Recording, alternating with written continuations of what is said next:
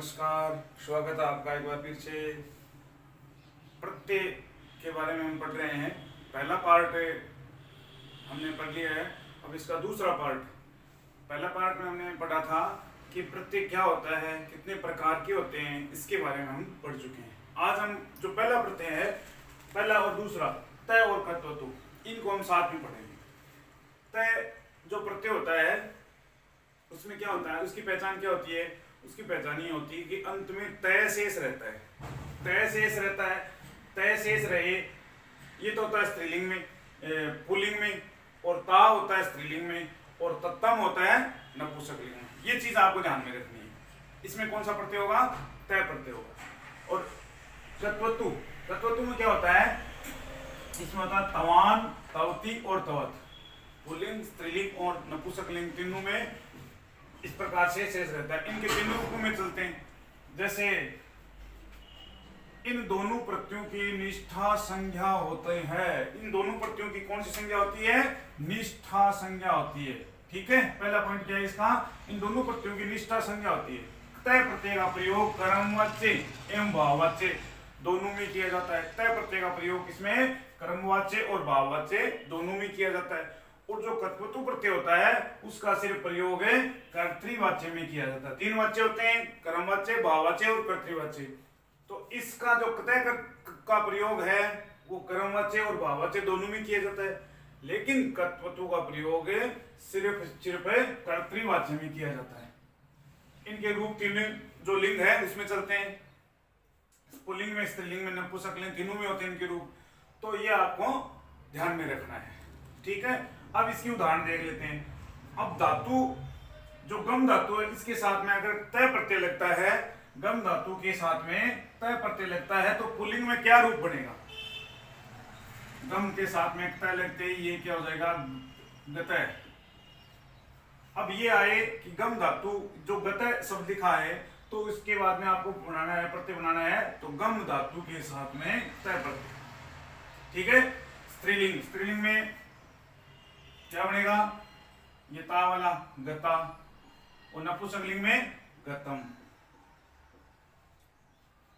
गतय, गता, गतम। अब कर्तृत्व प्रत्यय गम धातु के साथ में कर्तृत्व प्रत्यय लगाते हैं तो क्या बनता है? गतवान। गम धातु के साथ में कर्तृत्व प्रत्यय लगाते हैं तो गतवान बन गया। और यहां पर देखिए आप, स्त्रीलिंग में क्या बनेगा? गतवती। स्त्रीलिंग में बन गया गतवती, और नपुंसकलिंग में बन जाएगा गतवत। नपुंसकलिंग में बन गया गतवत। ये चीजें आपको ध्यान में रखनी है कि इनके साथ में पुल्लिंग, स्त्रीलिंग और नपुंसकलिंग में किस प्रकार से शब्द बनते हैं। अब पठ धातु है, पठ धातु के साथ में तय प्रत्यय लगाएंगे तो पठितय शब्द क्या बनेगा? पठितय। ये बन जाएगा पुल्लिंग में। अब स्त्रीलिंग में क्या बनेगा? पठिता, और नपुंसकलिंग में पठितम। मुख्य रूप से आपको ये दोनों जो चीजें हैं ये आपको ध्यान में रखनी है। तय प्रत्यय में ये वाली ऊपर वाली तय, तातम, और कर्तृत्व में तवान, तवती और तवत, ये ध्यान में रखोगे तो आपको ये प्रत्यय हो आसानी से समझ में आ जाएगा। अब पठ धातु के साथ में कर्तृत्व प्रत्यय लगाते हैं तो तवान हो जाएगा, पठितवान। क्या बन गया? पठितवान। पठितवती, और नपुंसकलिंग में बन जाएगा पठितवत। नपुंसकलिंग में क्या बन गया? पठितवत। ठीक है, अब इसी प्रकार से क्री धातु के साथ में तय प्रत्यय लगाते हैं तो क्या बनेगा? कृतय। शब्द क्या बन जाएगा? कृतय। स्त्रीलिंग में कृता, नपुंसकलिंग में कृतम।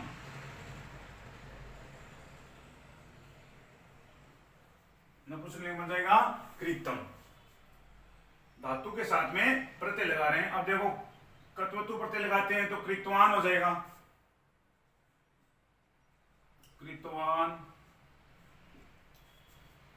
कृतवती, कृतवत, कृतवत। ये आपको इसमें ध्यान में रखना है कि किस प्रकार से ये प्रत्यय बन रहे हैं। अब लिख धातु है, लिख धातु के साथ में कितने प्रत्यय लगाते हैं तो लिखित शब्द क्या बनेगा, लिखित, क्या बन जाएगा, लिखित, लिखिता, ये बन जाएगा लिखिता, ये बन जाएगा लिखितम, नपुंसकलिंग में क्या बन जाएगा, लिखितम। कत्वतु लगाते हैं तो लिखितवान, लिखितवान, कत्वतु में तवान शेष रहता है तो लिखितवान हो जाएगा, लिखितवती, लिखितवती, और यहां पर हो जाएगा लिखितवत।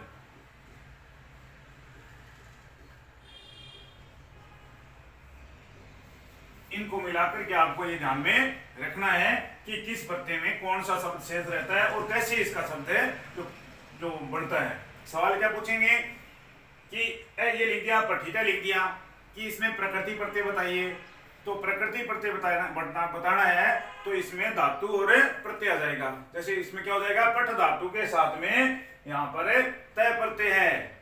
ये भी पूछ सकते हैं कि ये पुल्लिंग का है, स्त्रीलिंग का है, नपुंसकलिंग का है, तो आपको ध्यान में रखना है ये कि ये तय आते ही ये पुल्लिंग का हो जाएगा, अगर यहाँ पर ता आता है तो स्त्रीलिंग का हो जाएगा, और तम आता है तो इसमें नपुंसकलिंग का हो जाएगा। ये चीजें आपको ध्यान में रखनी है। अब देखिए अध धातु के साथ में कतय प्रत्यय लगता है तो किस प्रकार से ये रूप बदलता है, तो ये बन जाएगा जगधय। ये चीज आपको ध्यान में रखनी है। अध धातु के साथ में कतय प्रत्यय लगता है तो क्या हो जाएगा, जगधय। आपको इसमें जग धातु नहीं बतानी है, आपको अध धातु बतानी है। ये चीज आपको यहां पर ध्यान में रखनी है। कौन सी धातु है, अध धातु के साथ में अगर कतय प्रत्यय लगता है तो जगधय, और यहां पर बन जाएगा जगधा। यहां पर क्या बनेगा, जगधा, और नपुंसकलिंग में बन जाएगा जगधाम। ठीक है, और इसमें लगाते हैं तो क्या बन जाएगा, जगदवान। क्या बनेगा, जगदवान, जगदवान, जगदवती,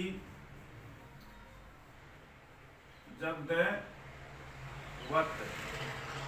जगदवत। इस प्रकार से ये रूप बनेगा। पच धातु के साथ में अगर कतय प्रत्यय लगाते हैं तो पक्व शब्द बनता है। क्या बनता है, पक्व।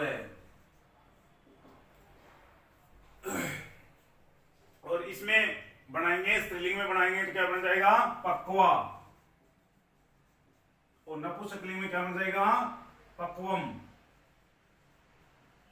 नपुंसकलिंग में क्या बन जाएगा, पक्वम। ये चीजें आपको मुख्य रूप से ध्यान में रखनी है कि कौन सा शब्द है किस प्रकार से बनता है। पच धातु के साथ में अगर कतय प्रत्यय लगाते तो पक्व शब्द बनता है। इसी प्रकार से पच धातु के साथ में जो कत्वतु प्रत्यय लगाते हैं तो क्या बन जाएगा, पकवान, पक्वती,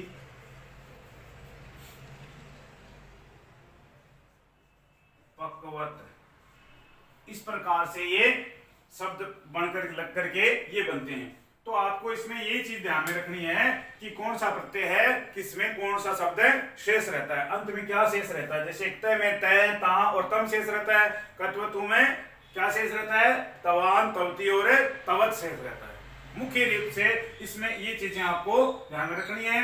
तो इन दोनों प्रत्ययों की कौन सी संज्ञा होती है, निष्ठा संज्ञा होती है। इन प्रत्यय जो तय प्रत्यय है इसका प्रयोग क्रमवाच्य और भाववाच्य में किया जाता है, जबकि कत्वतु प्रत्यय का प्रयोग कर्तृवाच्य में किया जाता है। और इनके जो शब्द हैं वो तीनों लिंगों में चलते हैं, पुल्लिंग, स्त्रीलिंग और नपुंसकलिंग। तो आज अपने ये दो प्रत्यय हैं यहाँ पर पूरे हो गए हैं, और अगला प्रत्यय है मैं आपके लिए इसके बाद में अपलोड करूंगा। धन्यवाद।